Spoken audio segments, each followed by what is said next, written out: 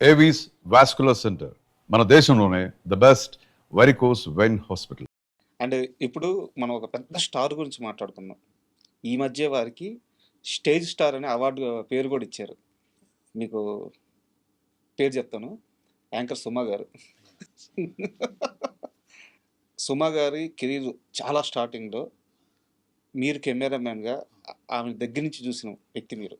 చాలా early stage ఇండస్ట్రీలోకి వచ్చినప్పటి నుంచి ఫస్ట్ ప్రాజెక్టే మీరు. సో ఆ రోజు సుమాని మీరు చూసినప్పుడు ఈ స్థాయి అంటే ఒక స్టార్ హీరోకి ఒక స్టార్ హీరోయిన్కి కూడా లేని క్రేజ్ ఈరోజు సుమ అంటే. ఆమె ప్రయాణం కానీ ఆమె ఎదిగిన తీరు కానీ అంతా మీ కళ్ళ ముందు మీ బిడ్డ ఎదిగినట్టే ఎదిగింది ఆమె. సో సుమ గారితో మీ ట్రావెలింగ్ గురించి చెప్పండి. సుమ ఫస్ట్ సీరియల్ మా ప్రదీప్ గారిదండి. పెళ్లి చూపుల్లో చేసింది ఆ అమ్మాయి. అప్పుడు దాని కెమెరామ్యాన్ ఉన్నాను నేను. అప్పుడు చూశాను చాలా బెరుగ్గా భయపడుతూ ఉండేది ఆ అమ్మాయి పాపం. తెలుగు కొంచెం నేర్చుకుంటూ అలా ఉండేదని. కొత్తలో తెలుగు రాదు అంటే ఫ్లూయెంట్ లేదు, ఇక్కడే చదువుకుంటుంది పాప. ఫ్లూయెంట్గా ఇప్పుడు మనం డైలాగులు ఇవన్నీ ఉంటాయి కదా, అంత ఫ్లూయెంట్గా అలా రావు. అలా ఉండేది ఆ అమ్మాయి. ఆ తర్వాత 91లోనో 90లోనో మా నాన్న ఒక సింగిల్ ఎపిసోడ్ చేశారు దూరదర్శన్కి, జ్యోతి అని. ఆ సింగిల్ ఎపిసోడ్లో అశోక్ కుమార్ గారు, అశోక్ రావు గారు, ప్రదీప్ గారు, అగస్త్య శాస్త్రి గారు, పెద్దవాళ్ళు ఆ రోజుల్లో, సివిఎల్ నరసింహారావు గారు, శిల్ప గారు. అందులో సుమ కూడా ఒక చిన్న క్యారెక్టర్ అనమాట, నర్స్ క్యారెక్టర్. సుమ అప్పుడు ఏంటంటే భయపడుతుండేది. ప్రదీప్ గారు సీరియల్ అయితే చేస్తాను, లేదంటే మీరుంటే చేస్తానంటే ఆ యూనిట్లో పరిచయం కదా, కంఫర్ట్. అందుకని అందరం చేసింది అనమాట.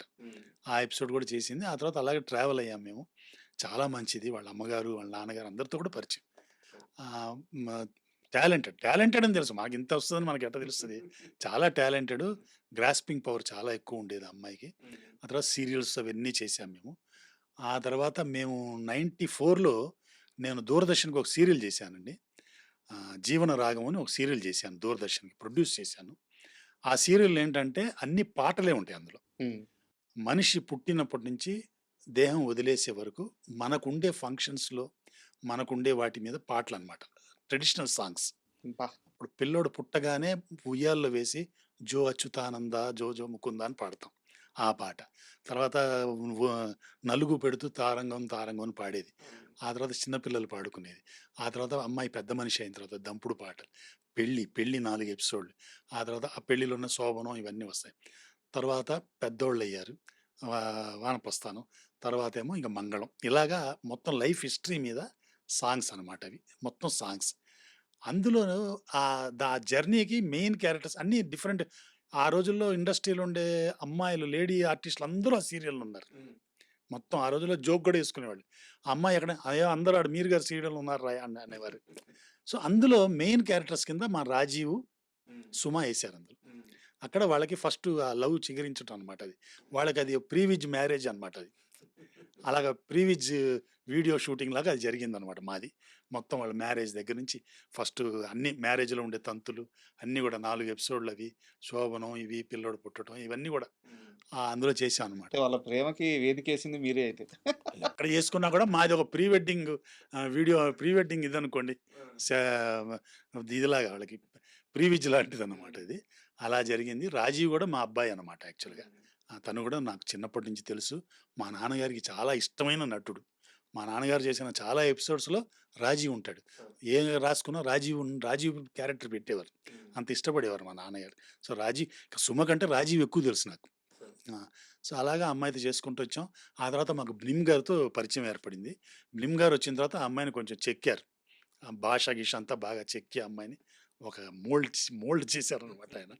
సో ఆయన దగ్గర భాష, నా దగ్గర హ్యూమర్ ఎక్కువ ఉండేది, కొంచెం స్పాంటేనిటీ అది ఉండేది. అవి అమ్మాయి ఇప్పటికి కూడా చెప్తుంటుంది అక్కడక్కడ, మీరు గారు స్పాంటేనిటీ ఆ బ్లిమ్ గారి దగ్గర భాష నేర్చుకున్నానని. ఇప్పటికి కూడా అమ్మాయి చాలా అణుకువ, అది ఆ మర్యాద. ఇప్పటికి కూడా ఏదైనా ఫంక్షన్ ఉంటే మర్చిపోకుండా నన్ను మా మిస్సెస్ని పిలవటం, ఇవన్నీ అంటే ఎంత ఎత్తు ఎదిగినా మూలాలు మర్చిపోకూడదు అంటాం కదా, అదే అవన్నీ అమ్మాయి మర్చిపోకుండా మమ్మల్ని ఇలా గౌరవించడం, ఇవన్నీ అందుకే వాళ్ళు అంతంత పెద్ద స్టార్స్ అవి అయ్యారనమాట వాళ్ళు. Great journey sir. చాలా అంటే సుమ గారిని చూస్తున్నప్పుడు అంటే మనకే అనిపిస్తుంటే ఒక అమ్మాయి, ఒక చిన్న అమ్మాయి పల్లెటూరులోనో ఒక చిన్న టౌన్లోనో ఉన్న అమ్మాయి ఇండస్ట్రీకి వెళ్ళాలి, నేను ఒక యాంకర్ అవ్వాలో, ఒక యాక్టర్ అవ్వాలో, ఒక టెక్నీషియన్ అవ్వాలో అని ఒక కళ ఉంటుంది. బట్ ఎదురుగా ఒక శిఖరం ఉండాలి. ఇప్పుడు చాలామందికి చిరంజీవి గారు చాలామంది నేను చిరంజీవిని అవ్వాలనే ఇండస్ట్రీకి వచ్చేది. అవతారా అవ్వరా అనేది తర్వాత సంగతి. ఒక ఇన్స్పిరేషన్. అలాగా కొన్ని లక్షల మంది ఆడపిల్లలకి సుమ గారిని ఒక ఇన్స్పిరేషన్గా ఈరోజు తెలుగు వారికి నిలబడి ఉంది. సో చాలా గర్వంగా అంటే అది అంత ఈజీగా వచ్చింది కాదండి. చాలా డెడికేషన్, చాలా హార్డ్ వర్క్ చేసింది ఆ అమ్మాయి. చాలా సాక్రిఫైసెస్ చేసింది. అన్ని చేయబట్టి ఇప్పుడు ఆ తర్వాత ఈ గ్రాటిట్యూడ్ ఉన్నది. ఇవన్నీ ఉన్నాయి కాబట్టి ఆ అమ్మాయి ఆ హైట్స్లో ఉంది. అలాగే ఉంటుందని భగవంతుని ప్రార్థిస్తున్నాను. బట్ సుమ గారి గురించి చాలా గొప్పగా చెప్పారు. మరి మీ అబ్బాయి రాజీవ్ ఆ. ఎక్కడ మాట్లాడినా మా అబ్బాయి, మా పిల్లోడు, మా ఇంటి బిడ్డే అని చెప్తారు. ఎందుకండి ఆయనకి అంత మొహమాటం?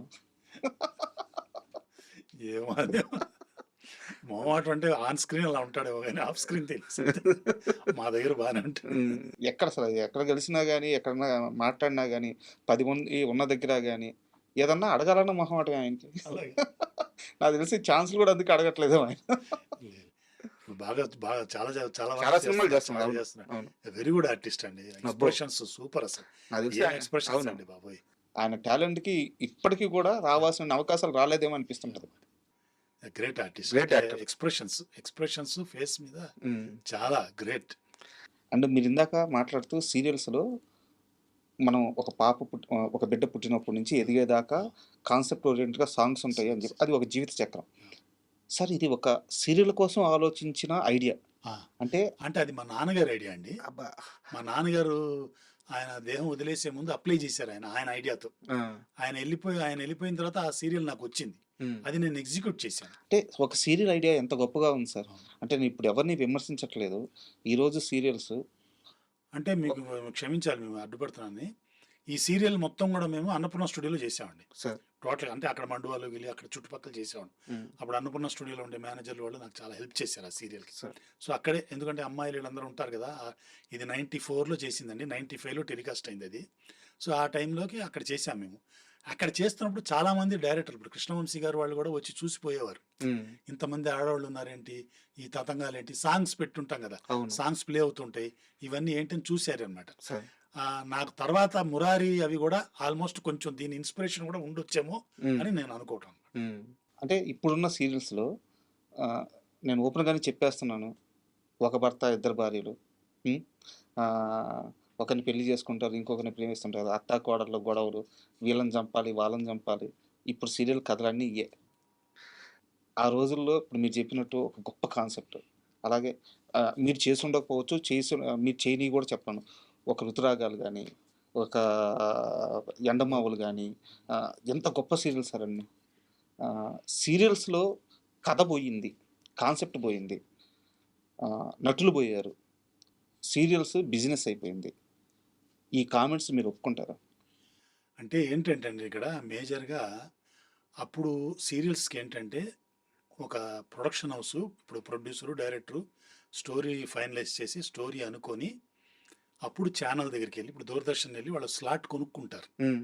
ఒక హాఫ్ అన్ అవర్ స్లాట్ కొనుక్కుంటారు. వాళ్ళకి చెప్తారు ఇదండి కదా మేము తీయబోతున్నాం అని. వాళ్ళు ఏంటంటే వాళ్ళ గైడ్ లైన్స్లో వాళ్ళ ఛానల్కి చెడ్డ పేరు రాని కథ ఉంటే ఓకే అని వాళ్ళు స్లాట్ ఇస్తారు మనకి. ఒక 30 మినిట్స్ స్లాట్ మనకి ఇస్తారు. దానికి ఒక పేమెంట్ ఉంటుంది. ఆ పేమెంట్ చేస్తాం వాళ్ళకి. పేమెంట్ చేస్తే ఆ 30 మినిట్స్ స్లాట్లో మనం అనుకున్న స్టార్స్తో మనం అనుకున్న కథని తీసేసి వాళ్ళు మనకి ఫ్రీ కమర్షియల్ టైం ఒక 2.5 మినిట్స్ ఇస్తారు. దాన్ని మనం కమర్షియల్ అమ్ముకుంటాం అనమాట. ఆ డబ్బు మన ప్రొడక్షన్కి పనికి వస్తుంది అనమాట. సో అలా మనం వేసేవాళ్ళం. సో మొత్తం గ్రిప్ అంతా కూడా ఈ ప్రొడ్యూసరు, డైరెక్టర్ దగ్గర ఉంటుంది, మేకర్స్ చేతిలో ఉంటుంది. ఇప్పుడు పరిస్థితి ఏంటంటే మొత్తం ఛానల్స్ ప్రొడ్యూస్ చేస్తున్నారు. ఓకే, ఛానల్సే ప్రొడ్యూస్ చేస్తున్నారు. సో వాళ్ళు ఏం చేస్తున్నారు, వాళ్ళు ఒక కథ అనుకుంటూ ఆ కథని ఒక మనిషిని, ఈ ప్రొడ్యూసర్ని ఎన్నుకొని వాళ్ళే ఆర్టిస్టులు, వాళ్ళే డిసైడ్ చేస్తారు. అన్నీ వాళ్ళే, అంత మొత్తం వాళ్ళ చేతుల్లోనే ఉంటుంది. సో వాళ్ళు డిసైడ్ చేసి సో ఇప్పుడు ఈ డైరెక్టరు ఇలాంటి వాళ్ళ చేతుల్లో ఏం ఉండదు యాక్చువల్గా కథ. ఇంకోటి ఏంటంటే కథ మెయిన్గా ఇప్పుడు ఏంటంటే అంత టీఆర్పీ మీద ఉంది బిజినెస్. సో వాళ్ళ ఉద్దేశం ఏంటంటే ఛానల్ చూడాలంటే ఇలాంటి ఉంటేనే టీఆర్పీ వస్తుంది, ఈ టైంలో చూస్తున్నారు, ఈ క్యాలిక్యులేషన్స్ ఉన్నాయండి, లెక్కలు. సో వాళ్ళు దానిని బట్టి ఆ ఛానల్లో అలాంటి కథలు ఎన్నుకొని వాళ్ళు చేస్తున్నారు అనమాట. సో టీఆర్పీ అనేసి ఆ టీఆర్పీ కోసం చేయటం అనమాట కథలు. సో దాంతో ఏమవుతుందంటే మీరు అన్నట్టు మొనాటనీ ఒకటి. ఇప్పుడు అన్ని ఛానల్స్లోనూ అవే వస్తాయి, అత్తా కోడళ్ళు గొడవలు, ఇవి లేదంటే ఒకళ్ళొకళ్ళు వైరం తిట్టుకోవడం అన్ని కథలు అలాగే ఉంటాయి కదా. అవును. సో ఆ వెరైటీ ఉండట్లేదు. ఇప్పుడు కొన్ని కొన్ని క్యారెక్టర్స్ ఎమోషనల్గా కూడా ఉండొచ్చు. నేను ఒకసారి ఒక ఛానల్లో నేను వెళ్ళి ఒక కథ ఇచ్చాను నేను. ఏది ఓల్డ్ ఏజ్ హోమ్స్ మీద ఇచ్చాను నేను.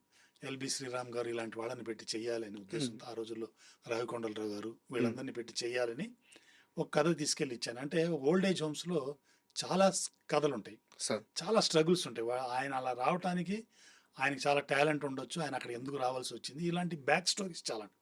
అలా ఆవిడ చేద్దాం, చాలా ఎమోషనల్గా ఉంటుంది, హ్యూమన్ టచ్ ఉంటుంది. అది అంటే ఛానల్లో ఏం చెప్పారంటే, ఏమండి ఇది వినటానికి బాగానే ఉంది కానీ టీఆర్పీ రాదండి ఇది, తర్వాత మన ఛానల్ పాలసీ ఇది కాదు, మన ఛానల్ ఇలా ఉండాలి అని చెప్పి గైడ్ లైన్స్ చెప్పి వద్దన్నారు. అది సో అలా వెరైటీ ఉండదు కదా. ఇప్పుడు ఒకటే టైప్లో సీరియల్స్ వచ్చేస్తున్నాయి మనకి. దాని మెయిన్గా బిజినెస్, ఎందుకంటే వాళ్ళు కార్పొరేట్ సంస్థలు ఇవి. ఆ బిజినెస్ లేకపోతే వాళ్ళు ఆ ఛానల్ తీయలేరు కదా అది. అందుకని ఆ బిజినెస్ కోసం ఆ గైడ్ లైన్స్ని పెట్టుకొని వాళ్ళు వర్క్ చేస్తున్నారు. ఒకప్పుడు ఏంటంటే ఈ గైడ్ లైన్స్ లేవు. మన ఆత్మతృప్తి కోసం ఇప్పుడు ఒక సంస్థ ఉంటుంది. ఇప్పుడు వాహిని వాళ్ళు సినిమా చేశారంటే అదొక ట్రేడ్, దానికి ఒక ఐఎస్ఐ మార్క్ లాగా ఉంటుంది. వాళ్ళ సినిమా అంటే ఇది, అంటే వాళ్ళు ఫిలిం మేకర్స్ వాళ్ళు. ఇప్పుడంతా మనీ మేకర్స్ అన్నమాట.